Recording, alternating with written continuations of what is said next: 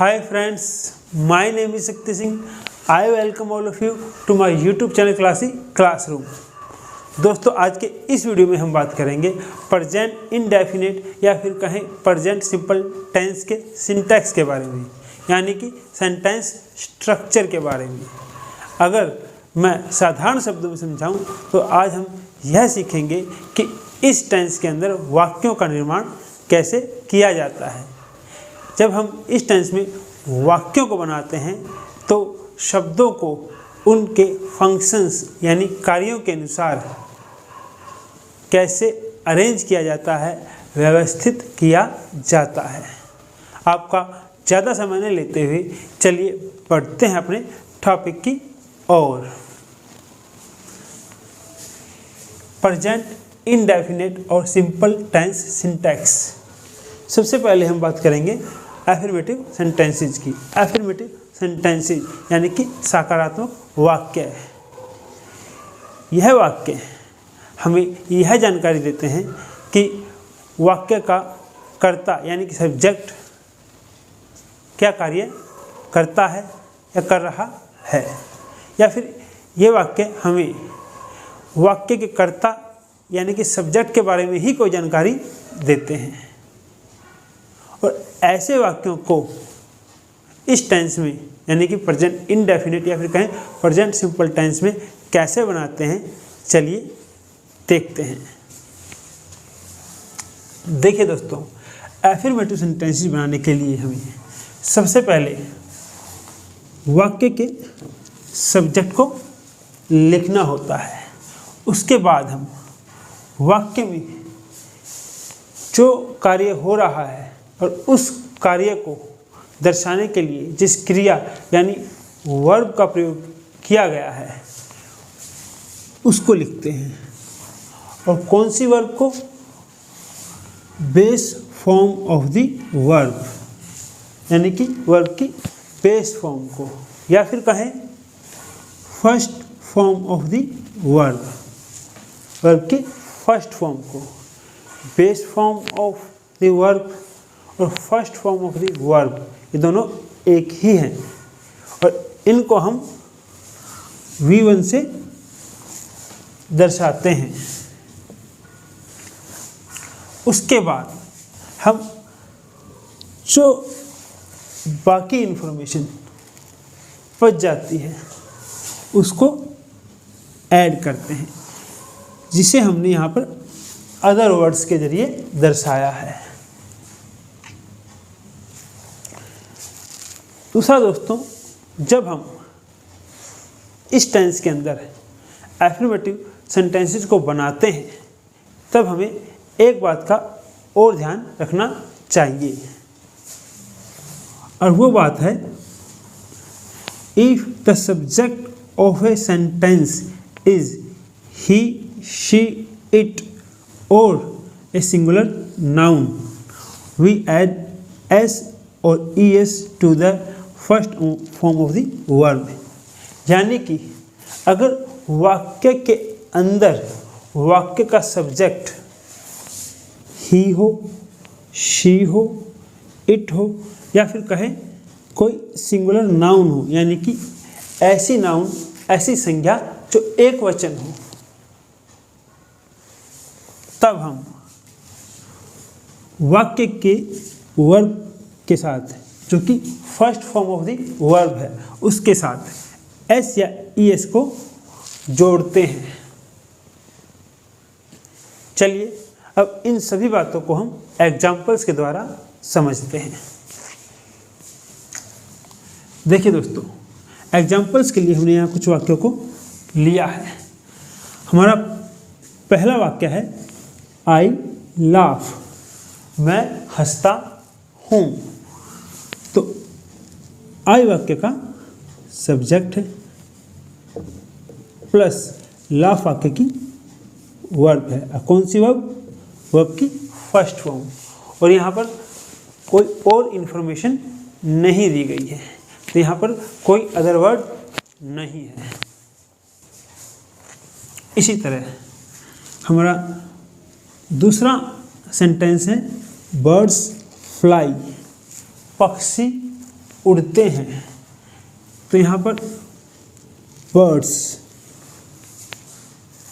वाक्य की सब्जेक्ट है।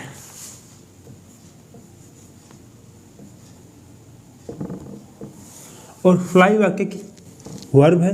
और कौन सी वर्ब? वर्ब की फर्स्ट फॉर्म। पक्षी उड़ते हैं। इसके अलावा यहाँ पर कोई और इन्फॉर्मेशन नहीं दी गई है, तो हमें यहाँ पर कोई और अदर वर्ड्स नहीं मिलता। ये दोनों वाक्य सिर्फ सब्जेक्ट और वर्ब की फर्स्ट फॉर्म के सहायता से बनाए गए हैं। अब हम बात करेंगे तीसरे वाक्य की। Manu goes to the market daily, कि मनु रोजाना बाजार जाती है। मनु यह वाक्य के सब्जेक्ट है। गोज यह वाक्य की वर्ब है। और कौन सी वर्ब? वर्ब की फर्स्ट फॉर्म। और बाकी जो वाक्य का हिस्सा बच गया, ये एक प्रीपोजिशनल फ्रेज है, जो कि एक एक्स्ट्रा इन्फॉर्मेशन वाक्य के अंदर ऐड कर रही है और यह बता रही है कि मनु कहाँ जाती है। इसको हम अदर वर्ड्स कहते हैं। यहाँ पर आपको यह देखना है कि जो मनु है यह एक सिंगुलर नाउन है, यानी मनु यहाँ एक व्यक्ति है, यानी एक व्यक्ति सिंगुलर नाउन है। और क्योंकि एक सिंगुलर नाउन है, इसीलिए हमने वाक्य की वर्ब के साथ ईएस को ऐड किया है। हमने गो की जगह गोज लिखा है। सिंगुलर नाउन यानी ऐसी नाउन जो एक वचन हो, उसको हम सिंगुलर नाउन कहते हैं। और जब सिंगुलर नाउन वाक्य की सब्जेक्ट होती है, तो हम उसके वर्ब के साथ, जो कि first form of the verb है, उसके साथ एस या ईएस को ऐड करते हैं। अब हमारा चौथा वाक्य है दे प्ले क्रिकेट, कि वे क्रिकेट खेलते हैं। यहाँ पर दे वाक्य का सब्जेक्ट है, प्ले वाक्य की वर्ब है जो कि first form of the verb है, और क्रिकेट वाक्य का ऑब्जेक्ट है जो कि अदर वर्ड्स में आता है। चलिए अब हम देखते हैं fifth sentence. She speaks the truth, वह सच बोलती है। यहाँ पर शी वाक्य का सब्जेक्ट है, स्पीक्स वाक्य की वर्ब है। कौन सी वर्ब? वर्ब की फर्स्ट फॉर्म। और द ट्रूथ वाक्य का ऑब्जेक्ट है जो कि अदर वर्ड में आता है। क्योंकि शी वाक्य का सब्जेक्ट है, और जैसे हमने कहा था, अगर वाक्य में शी सब्जेक्ट हो, यानी कि ही शी इट या फिर कोई सिंगुलर नाउन वाक्य में सब्जेक्ट हो, तो हम वर्ब की फर्स्ट फॉर्म के साथ एस या ईएस लगाते हैं। तो इसलिए हमने स्पीक को स्पीक्स लिखा है। चलिए अब हम बात करते हैं सिक्स्थ सेंटेंस की। Rahul and Manoj like music, कि राहुल और मनोज संगीत पसंद करते हैं। राहुल और मनोज, राहुल एंड मनोज यह वाक्य का सब्जेक्ट है। और लाइक यह वाक्य की वर्ब है, वर्ब की फर्स्ट फॉर्म। और म्यूजिक वाक्य का ऑब्जेक्ट है जो कि अदर वर्ड में आता है। दोस्तों यहाँ पर राहुल एंड मनोज दो नाउन हैं, यानी कि यहाँ पर नाउन सिंगुलर नहीं है, प्लूरल है। यहाँ पर एक व्यक्ति की बात नहीं हुई, यहाँ पर दो व्यक्ति की बात हुई है, राहुल एंड मनोज की। इसलिए यहाँ पर नाउन सिंगुलर नहीं प्लूरल में है।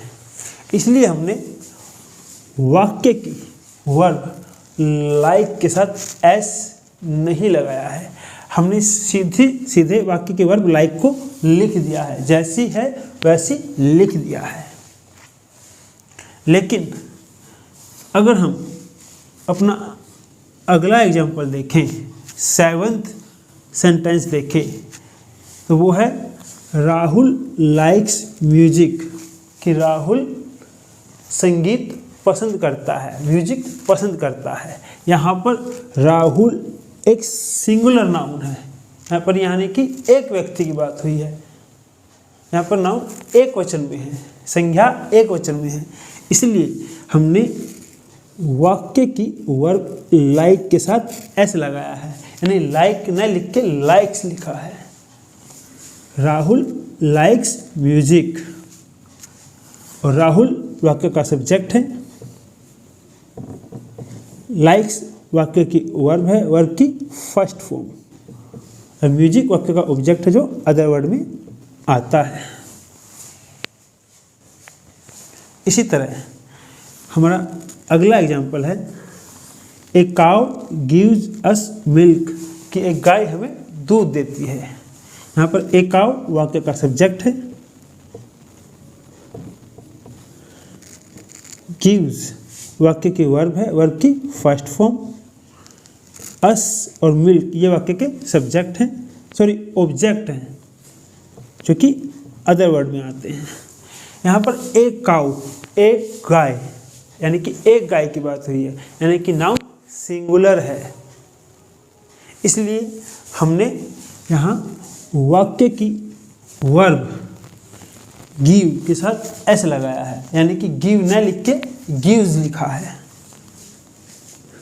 चलिए हमारा आखिरी सेंटेंस है, यानी आखिरी वाक्य है जो हमने एग्जाम्पल के तौर पे लिया है, वो है you eat an apple daily, कि तुम एक सेब रोजाना खाते हो।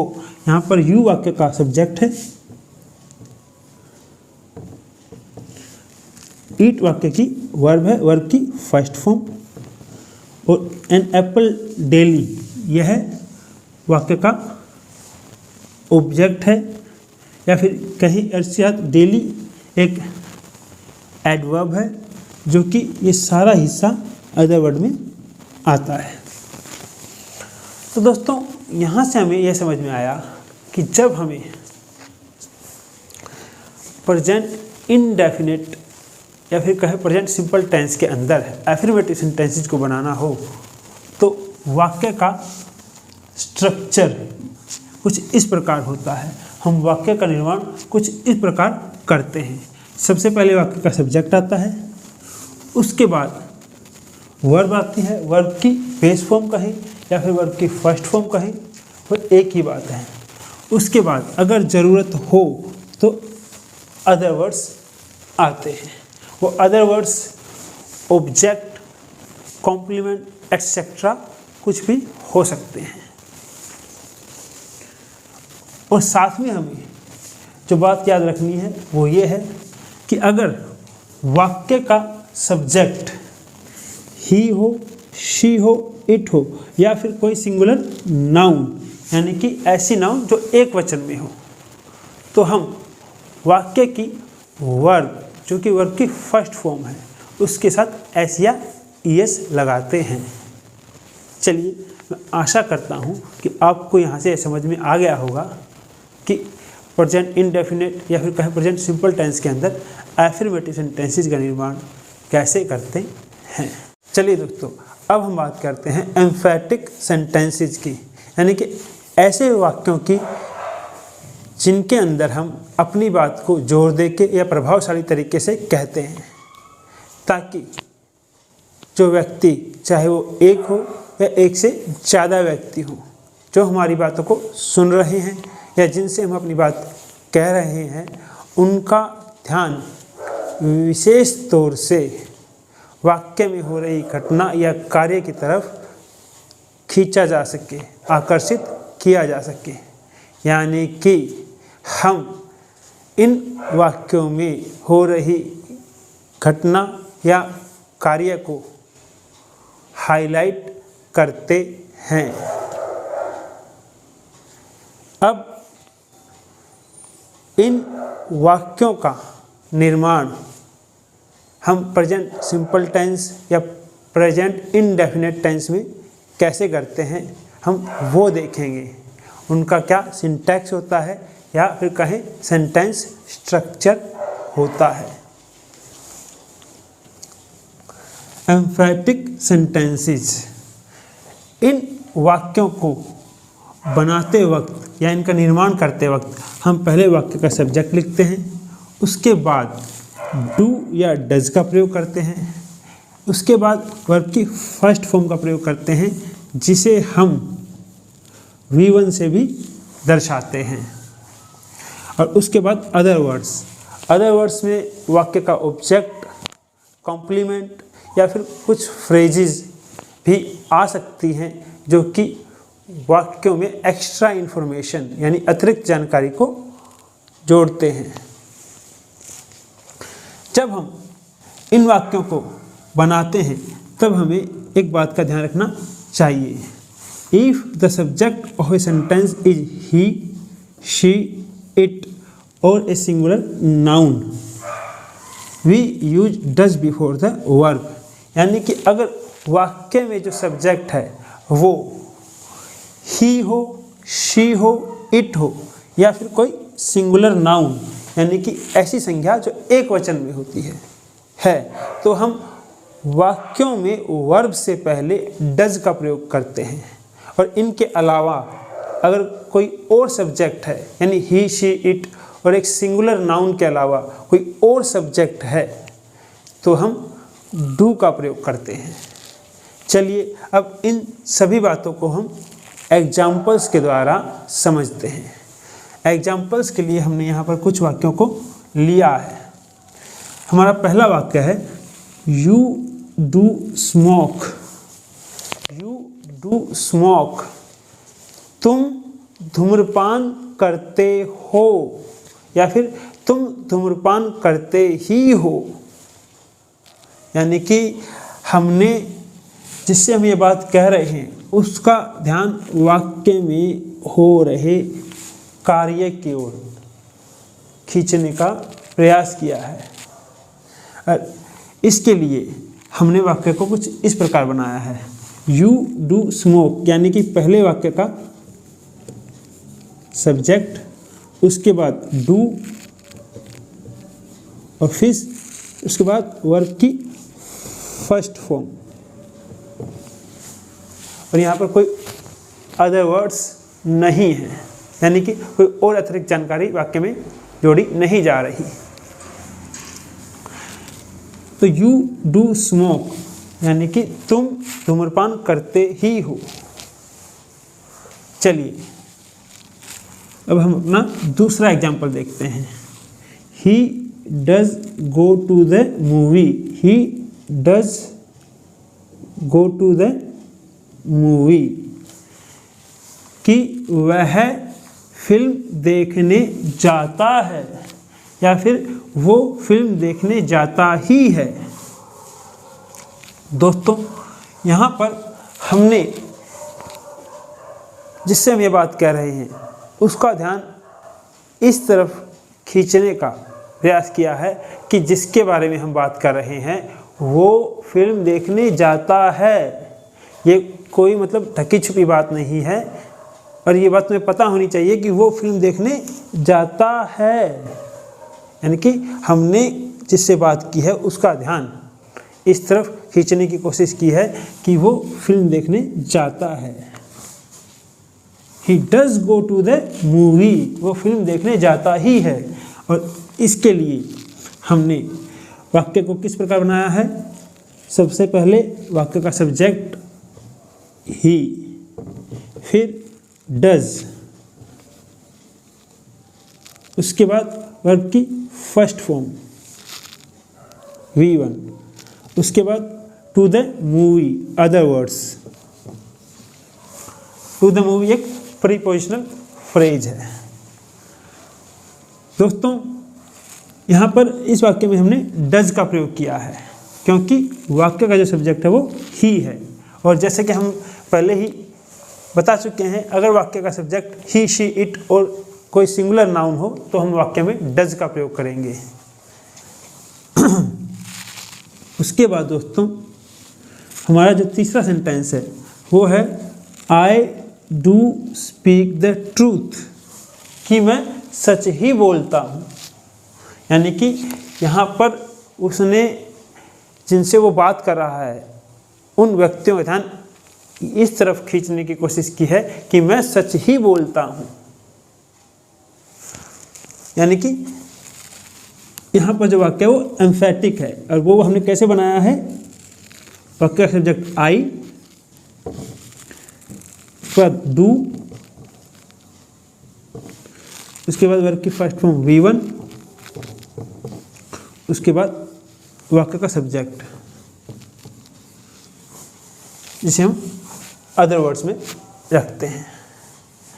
इसी तरह हमारा चौथा जो वाक्य है वो है we do believe in God. We do believe in God, कि हम भगवान में विश्वास करते हैं। यहाँ अपनी बात को हमने जोर दे के कहा है ताकि हम जिनसे बात कर रहे हैं, जिनको ये बात कह रहे हैं, उनका ध्यान इस तरफ खींचा जा सके कि हाँ हम भगवान में विश्वास करते हैं। तो उसके लिए हमने पहले वाक्य का सब्जेक्ट वी को लिखा है, उसके बाद डू को लिखा है, उसके बाद वर्ब की फर्स्ट फॉर्म V1 जो बिलीव है, उसके बाद अदर वर्ड्स। अब हम अपना लास्ट एग्जाम्पल देखते हैं, आखिरी उदाहरण। She does need your help. She does need your help, कि उसे तुम्हारी सहायता की ज़रूरत है, या फिर उसे तुम्हारी सहायता की ज़रूरत ही है।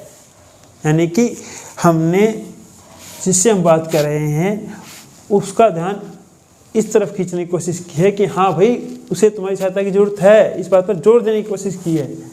ठीक है, और उसके लिए हमने वाक्य को किस प्रकार बनाया है, पहले वाक्य का सब्जेक्ट,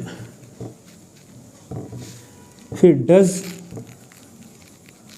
उसके बाद वर्ब की फर्स्ट फॉर्म जो कि नीड है, उसके बाद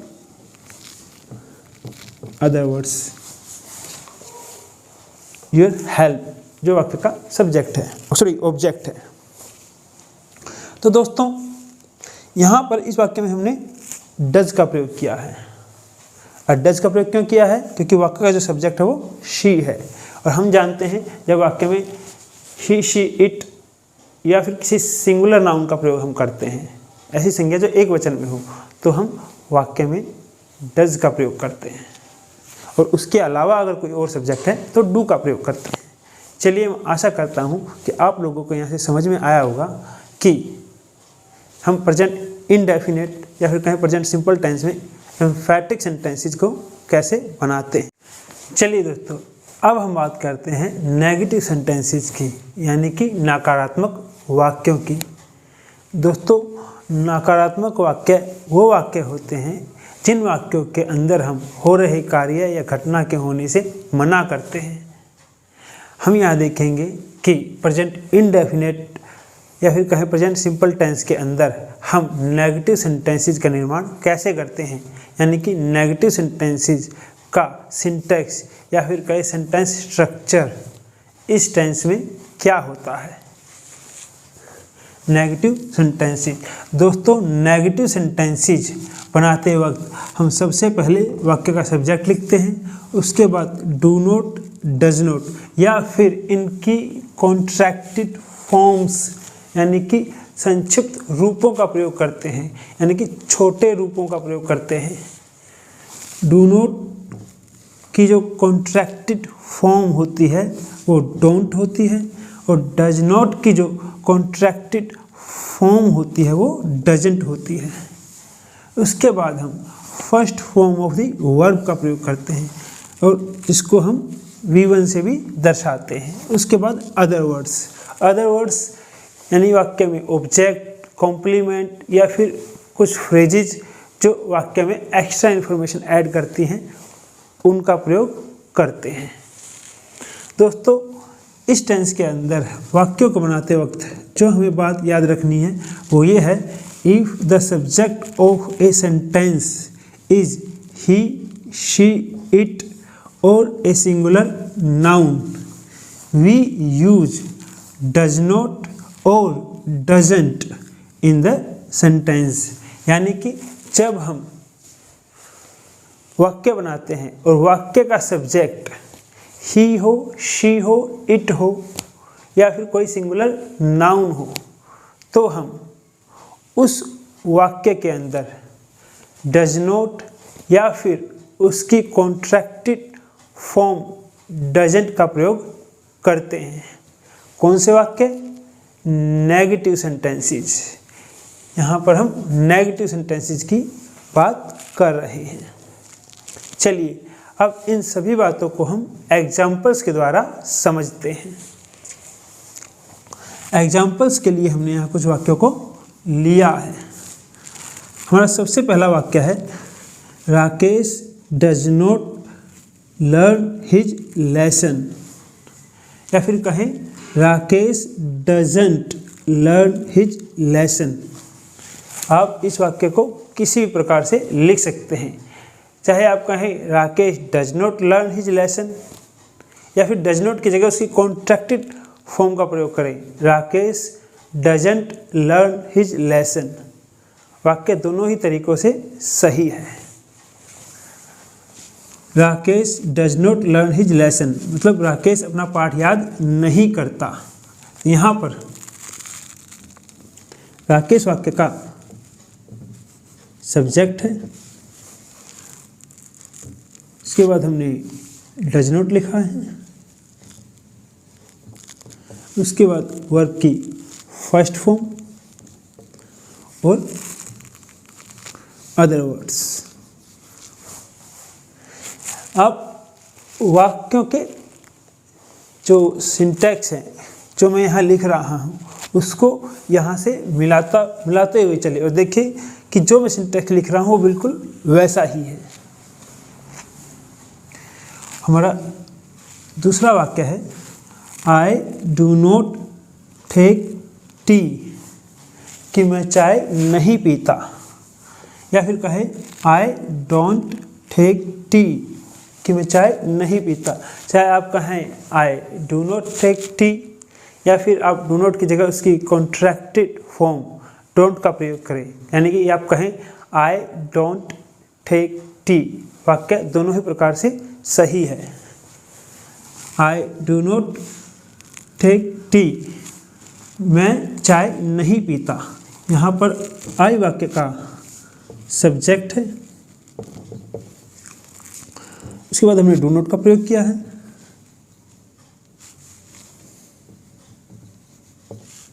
उसके बाद वर्ब की फर्स्ट फॉर्म और उसके बाद अदर वर्ड्स।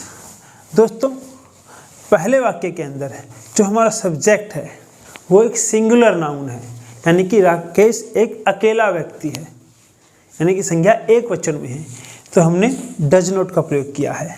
लेकिन दूसरे वाक्य में सब्जेक्ट आई है।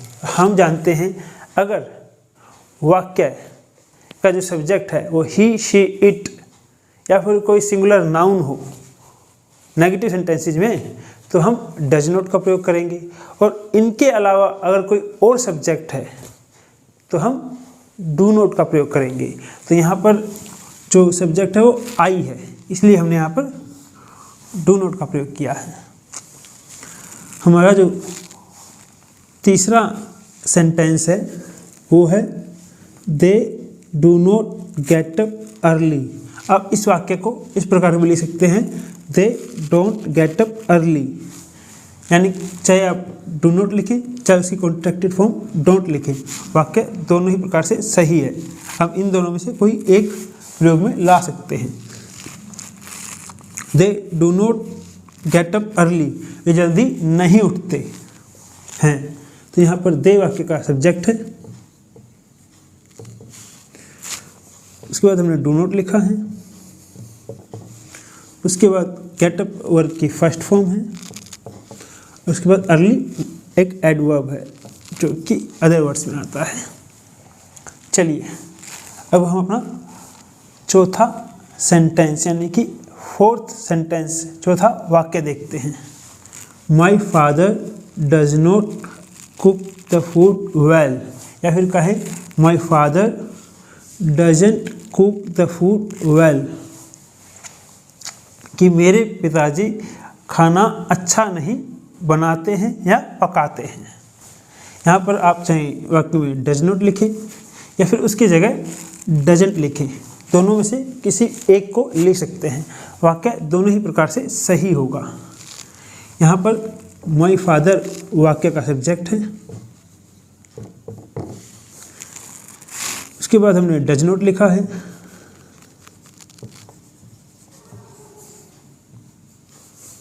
उसके बाद कुक वर्ब की फर्स्ट फॉर्म है, उसके बाद द फूड ये वाक्य का ऑब्जेक्ट है और वेल एक एडवर्ब है जिसको हम अदर वर्ड्स में लिखते हैं। दोस्तों यहाँ पर जो माई फादर है नहीं मेरे पिताजी, वो एक सिंगुलर नाउन है। पिताजी तो एक ही होते हैं, तो माई फादर एक सिंगुलर नाउन है, एक वचन की संज्ञा जो है वो एक वचन में है, इसलिए हमने यहाँ पर डज नॉट का प्रयोग किया है। चलिए अब हम अपने लास्ट सेंटेंस यानी आखिरी वाक्य को देखते हैं। Snakes do not drink milk, या फिर कहें स्नेक्स डोंट ड्रिंक मिल्क। वाक्य दोनों ही प्रकार से सही है, चाहे आप डू नॉट लिखें या इसकी कॉन्ट्रैक्टेड फॉर्म डोंट लिखें, वाक्य दोनों ही प्रकार से सही होगा। आप इन दोनों में से किसी एक को लिख सकते हैं। Snakes do not drink milk, जो सांप होते हैं वो दूध नहीं पीते। यहाँ पर स्नेक्स वाक्य का सब्जेक्ट है, उसके बाद हमने डू नॉट लिखा है, इसके बाद ड्रिंक वर्ब की फर्स्ट फॉर्म है और मिल्क जो है वो वर्ब का ऑब्जेक्ट है जिसे हम अदर वर्ड्स में लिखते हैं। दोस्तों यहाँ पर जो स्नेक्स है वो एक सांप की बात नहीं हो रही, वहाँ सभी सांपों की बात हो रही है। स्नेक्स यानी कि जो आपकी नाउन है वो प्लूरल है, सिंगुलर नहीं है, एक वचन में नहीं है, वो प्लूरल है यानी कि नाउन बहुवचन में है, इसलिए हमने यहाँ पर डू नॉट का प्रयोग किया है। अगर यहाँ पर हम लिखते ए स्नेक यानी कि एक सांप, ए स्नेक डज नॉट, फिर हमें लिखना पड़ता डज नॉट या डजंट ड्रिंक मिल्क, यानी कि अगर ये जो हमारी नाउन है, जो वाक्य का सब्जेक्ट है, वो अगर सिंगुलर होती तो हम डज नॉट या डजंट लिखते, क्योंकि यहाँ पर जो हमारी नाउन है जो कि वाक्य का सब्जेक्ट है वो प्लूरल है, स्नेक्स बहुवचन में है, तो इसलिए हमने यहाँ पर डू नॉट यानी कि या फिर कहें डोंट का प्रयोग किया है। चलिए दोस्तों, यहाँ से आपको यह समझ में आया होगा कि प्रेजेंट इंडेफिनिट टेंस या फिर कहें प्रेजेंट सिंपल टेंस में नेगेटिव सेंटेंसेस यानी कि नकारात्मक वाक्यों को कैसे बनाते हैं। चलिए अब आगे बढ़ते हैं। चलिए दोस्तों, अब हम बात करते हैं इंटरोगेटिव सेंटेंसेस की, यानी कि प्रश्नवाचक वाक्यों की। ऐसे वाक्य जिनके द्वारा हम किसी से कोई सवाल पूछते हैं। यहाँ हम देखेंगे कि प्रेजेंट इंडेफिनिट या फिर कहें प्रेजेंट सिंपल टेंस के अंदर इंटरोगेटिव सेंटेंसेस यानी कि प्रश्नवाचक वाक्यों का निर्माण कैसे होता है। इंटरोगेटिव सेंटेंसेस प्रश्नवाचक वाक्य। दोस्तों, किसी भी टेंस के अंदर इंटरोगेटिव सेंटेंसेस दो प्रकार से बनाए जाते हैं। सबसे पहले हम बात करेंगे सिंपल इंटरोगेटिव सेंटेंस यानी कि साधारण प्रश्नवाचक वाक्य की। दोस्तों, सिंपल इंटरोगेटिव सेंटेंस को बनाने के लिए हम सबसे पहले सिंटैक्स का प्रयोग करते हैं। यहाँ पर हम डू और डज को वाक्य से पहले लिखते हैं, उसके बाद सब्जेक्ट लिखते हैं उसके बाद first form of the verb जिसे हम V1 से भी दर्शाते हैं और आखिर में अदर वर्ड्स का प्रयोग करते हैं। और जो दूसरी तरह का हमारा इंटरोगेटिव सेंटेंस होता है वो इंटरोगेटिव होने के साथ साथ नेगेटिव भी होता है, यानी कि प्रश्नवाचक होने के साथ साथ नकारात्मक भी होता है। ऐसे सेंटेंसेस को हम कहते हैं इंटरोगेटिव नेगेटिव सेंटेंसेस, यानी कि प्रश्नवाचक नकारात्मक वाक्य। और इन वाक्यों का निर्माण करने के लिए हम दूसरे और तीसरे सिंटैक्स यानी कि सेंटेंस स्ट्रक्चर का प्रयोग करते हैं। अगर आप वाक्य के अंदर डू नॉट और डज नॉट का प्रयोग कर रहे हैं और वाक्य को इंटरोगेटिव बना रहे हैं, तब आपको डू और डज को नोट से अलग करके लिखना होता है। और वो कैसे लिखना होता है वो हम सिंटैक्स में देखते हैं। दोस्तों, आपको सबसे पहले डू और डज लिखना होता है, उसके बाद वाक्य का सब्जेक्ट, सब्जेक्ट के बाद नोट, फिर वर्ब की फर्स्ट फॉर्म जिसे हमने यहाँ पर V1 से दर्शाया है और आखिर में अदर वर्ड्स। यहाँ आप देख सकते हैं हमने क्या किया है, डू और डज को नोट से अलग करके लिखा है। डू और डज को सब्जेक्ट से पहले लिखा है और नोट को सब्जेक्ट के बाद लिखा है। लेकिन अगर आप इंटरोगेटिव नेगेटिव सेंटेंसेस यानी कि प्रश्नवाचक नकारात्मक वाक्यों को, ऐसे वाक्य जो प्रश्नवाचक तो हैं यानी कि इंटरोगेटिव तो हैं, साथ में वो नकारात्मक यानी कि नेगेटिव भी है, उनको बनाते वक्त डू नॉट और डज नॉट की कॉन्ट्रैक्टेड फॉर्म्स को प्रयोग में लाते हैं, तब आपको तीसरे सिंटैक्स का प्रयोग करना होता है। यहाँ पर आप याद रखें कि आप डू नॉट और डज नॉट से तो नोट को अलग करके लिख सकते हैं, यानी कि डू और डज को सब्जेक्ट से पहले और नोट को सब्जेक्ट के बाद करके लिख सकते हैं, लेकिन उनकी कॉन्ट्रैक्टेड फॉर्म्स को आप किसी भी प्रकार से अलग करके नहीं लिख सकते। तब आपको उनकी कॉन्ट्रैक्टेड फॉर्म्स को पूरी तरह से जैसी वो है वैसी ही सब्जेक्ट से पहले लिखना होता है। तो इसलिए हमारा जो तीसरा सिंटैक्स है जहाँ पर हमने कॉन्ट्रैक्टेड फॉर्म्स का प्रयोग किया है डू नॉट और डज नॉट की, वहाँ पर हम उनको कुछ इस प्रकार से प्रयोग में लाते हैं। सबसे पहले डोंट जो डू नॉट की कॉन्ट्रैक्टेड फॉर्म है, फिर डजंट जो कि डज नॉट की कॉन्ट्रैक्टेड फॉर्म है उसको लिखते हैं, उसके बाद सब्जेक्ट, फिर वर्ब की फर्स्ट फॉर्म जिसको हमने यहाँ पर V1 से दर्शाया है और आखिर में अदर वर्ड्स। इंटरोगेटिव सेंटेंसेस यानी कि प्रश्नवाचक वाक्यों को बनाते वक्त हमें जिस एक बात का और ध्यान रखना चाहिए वो ये है कि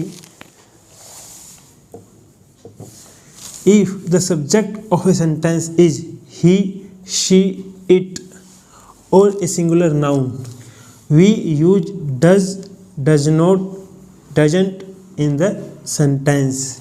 अगर वाक्य का सब्जेक्ट ही हो, शी हो, इट हो या फिर कोई सिंगुलर नाउन यानी कि ऐसी संज्ञा जो एक वचन में है वो है, तो हम वाक्य में डज, डज नॉट या डज नॉट की कॉन्ट्रैक्टेड फॉर्म डजंट का प्रयोग करते हैं।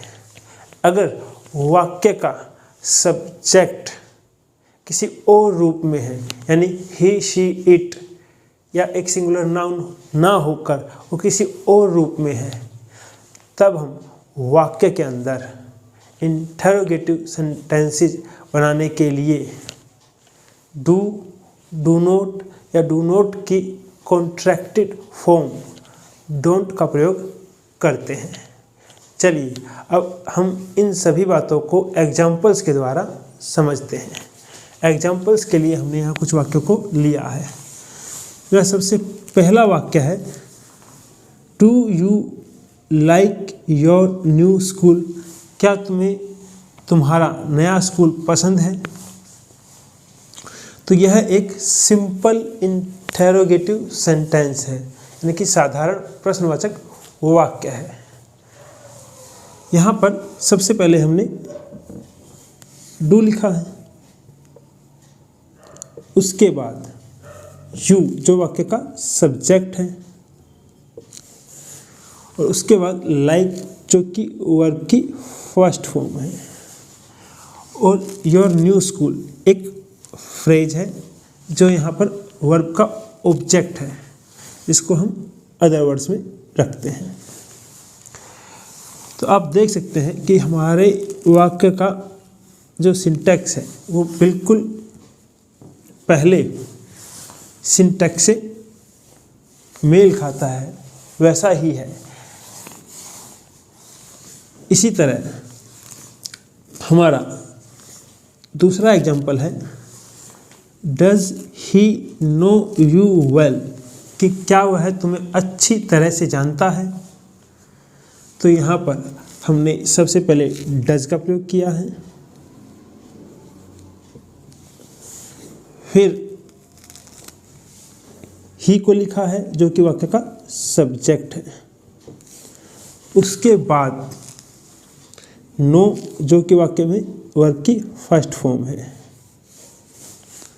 उसके बाद यू जो वाक्य का सब्जेक्ट है, वर्ब का सब्जेक्ट है वाक्य में, और वेल जो कि एक एडवर्ब है। इन्हें हम अदर वर्ड्स में रखते हैं। क्योंकि वाक्य का सब्जेक्ट ही है, इसलिए हमने यहाँ पर डज का प्रयोग किया है। और यह भी एक सिंपल इंटरोगेटिव सेंटेंस है, यानी कि साधारण प्रश्नवाचक वाक्य है, और इसलिए इसका भी सिंटैक्स बिल्कुल पहले सिंटैक्स की तरह है, जो कि हम सिंपल इंटरोगेटिव सेंटेंस यानी कि साधारण प्रश्नवाचक वाक्य बनाने के लिए प्रयोग में लाते हैं। अब हम बढ़ते हैं अपने तीसरे एग्जाम्पल की तरफ। हमारा तीसरा एग्जाम्पल है, डोंट यू ड्रिंक? क्या तुम नहीं पीते हो? मतलब क्या तुम शराब नहीं पीते हो? तो यहाँ पर सबसे पहले हमने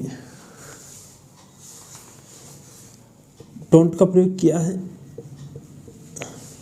उसके बाद यू वाक्य का सब्जेक्ट है, उसके बाद ड्रिंक जो कि एक वर्ब है, वर्ब की फर्स्ट फॉर्म है, और यहाँ पर हमें अदर वर्ड्स की जरूरत नहीं है, क्योंकि बिना अदर वर्ड्स के ही हमारा वाक्य कंप्लीट है। Don't you drink? क्या तुम शराब नहीं पीते हो? तो यहाँ पर दोस्तों यह एक इंटरोगेटिव नेगेटिव सेंटेंस है, यानी कि प्रश्नवाचक नकारात्मक वाक्य है, और इस वाक्य में हमने डू नॉट की जगह उसकी कॉन्ट्रैक्टेड फॉर्म डोंट का प्रयोग किया है, जिसको हमने सब्जेक्ट से पहले लिखा है। और इसीलिए हमारा जो ये सिंटैक्स है इस वाक्य का, ये हमारे तीसरे सिंटैक्स से मेल खाता है, बिल्कुल वैसा ही आप देख सकते हैं।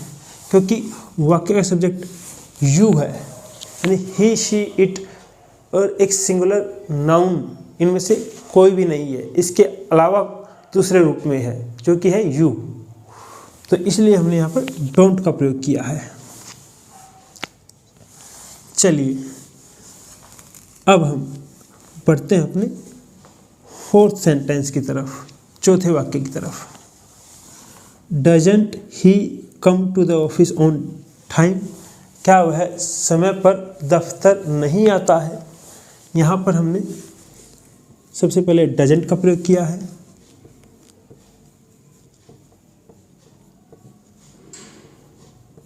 उसके बाद ही जो वाक्य का सब्जेक्ट है, कम जो कि एक वर्ब है, वर्ब की फर्स्ट फॉर्म है, उसके बाद to the office on time, यह एक फ्रेज है, इसको हम अदर वर्ड्स में रख लेते हैं। दोस्तों यह भी एक इंटरोगेटिव नेगेटिव सेंटेंस है, क्योंकि वाक्य का सब्जेक्ट ही है तो यहाँ पर हमने डजंट का प्रयोग किया है, और डजंट डज नॉट की कॉन्ट्रैक्टेड फॉर्म है, जिसको हमने उसी तरह जिस रूप में वो है डजंट वैसे ही सब्जेक्ट से पहले रख लिया है। और इसका सिंटैक्स भी हमारे तीसरे सिंटैक्स से मेल खाता है। चलिए अब हम बढ़ते हैं अपने फिफ्थ सेंटेंस की तरफ, पांचवें वाक्य की तरफ। Do you not go to watch the movie? क्या तुम फिल्म देखने नहीं जाते? तो दोस्तों यहाँ पर हमने सबसे पहले डू का प्रयोग किया है और फिर यू का प्रयोग किया है जो कि वाक्य का सब्जेक्ट है। उसके बाद नॉट का प्रयोग किया है। उसके बाद गो जो कि एक वर्ब की फर्स्ट फॉर्म है। उसके बाद टू वॉच द मूवी जो कि एक फ्रेज है जिसको हम अदर वर्ड्स में रखते हैं। तो दोस्तों यह भी एक इंटरोगेटिव नेगेटिव सेंटेंस है और यहाँ पर हमने डू नॉट का प्रयोग किया है। कॉन्ट्रैक्टेड फॉर्म का प्रयोग नहीं किया, डू नॉट का प्रयोग किया है, इसलिए हमने नॉट को डू से अलग करके रखा है। डू को सब्जेक्ट से पहले और नॉट को सब्जेक्ट के बाद। और यह सिंटैक्स बिल्कुल हमारे दूसरे सिंटैक्स से मेल खाता है, क्योंकि वाक्य का सब्जेक्ट यू है, यानी ही शी इट, और एक सिंगुलर नाउन के अलावा अगर हमारा सब्जेक्ट और किसी रूप में है इनको छोड़कर, तो हम डू नॉट या डोंट का प्रयोग करते हैं। तो यहाँ पर जो सब्जेक्ट है वो यू है, तो हमने यहाँ पर डू नॉट का प्रयोग किया है और डू को सब्जेक्ट से पहले लिखा है और नॉट को सब्जेक्ट के बाद।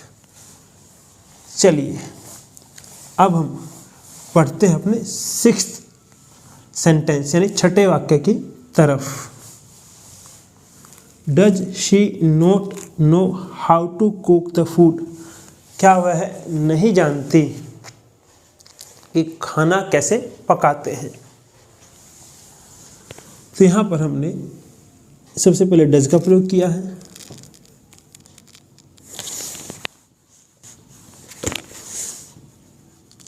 उसके बाद शी जो कि वाक्य का सब्जेक्ट है। उसके बाद नॉट, उसके बाद नो जो कि वर्ब की फर्स्ट फॉर्म है। उसके बाद how to cook the food जो कि वाक्य में वर्ब का ऑब्जेक्ट भी है या फिर कहें एक फ्रेज है, इसको हम अदर वर्ड्स में रखते हैं। तो दोस्तों क्योंकि यह एक इंटरोगेटिव नेगेटिव सेंटेंस है और यहाँ पर हमने डज नॉट का प्रयोग किया है, डज नॉट की कॉन्ट्रैक्टेड फॉर्म का प्रयोग नहीं किया। अगर डज नॉट की कॉन्ट्रैक्टेड फॉर्म का प्रयोग करते तो हम डजंट को सब्जेक्ट से पहले लिखते, लेकिन हमने यहाँ पर डज नॉट का प्रयोग किया है, तो इसलिए डज को सब्जेक्ट से पहले लिखा है और नॉट को सब्जेक्ट के बाद लिखा है। और क्योंकि वाक्य का सब्जेक्ट शी है तो इसलिए हमने यहाँ पर डज नॉट का प्रयोग किया है और यह जो सिंटैक्स है वो हमारे दूसरे सिंटैक्स से मेल खाता है। चलिए दोस्तों, मैं आशा करता हूँ कि आपको यहाँ से समझ में आया होगा कि प्रेजेंट इंडेफिनिट या फिर कहें प्रेजेंट सिंपल टेंस के अंदर इंटरोगेटिव सेंटेंसेस यानी कि प्रश्नवाचक वाक्यों का निर्माण कैसे करते हैं, उनका क्या सिंटैक्स होता है या फिर कहीं सेंटेंस स्ट्रक्चर होता है। अगर आपको इस वीडियो में कुछ नया सीखने को मिला हो, आपकी जानकारी में कुछ वृद्धि हुई हो, तो इस वीडियो को ज़्यादा से ज़्यादा लाइक कीजिए और ज़्यादा से ज़्यादा शेयर कीजिए, ताकि और सारे बहुत दोस्त ऐसे हैं जिन्हें कुछ नया सीखने की ज़रूरत है, उन्हें भी कुछ नया सीखने को मिले। अगर आपको इस लेक्चर में या फिर कहूँ इस वीडियो में दी गई जानकारी को लेकर कोई डाउट है कोई संदेह है, आप मुझसे कोई सवाल पूछना चाहते हैं तो आप कमेंट बॉक्स में लिखकर वो सवाल पूछ सकते हैं। और हमेशा एक बात याद रखिए, the more you know the more you grow. मतलब जितना आप अपनी ज़िंदगी में जानते हो, आपकी जानकारी में वृद्धि करते हो, उतना ही आप अपनी ज़िंदगी में आगे बढ़ते हो।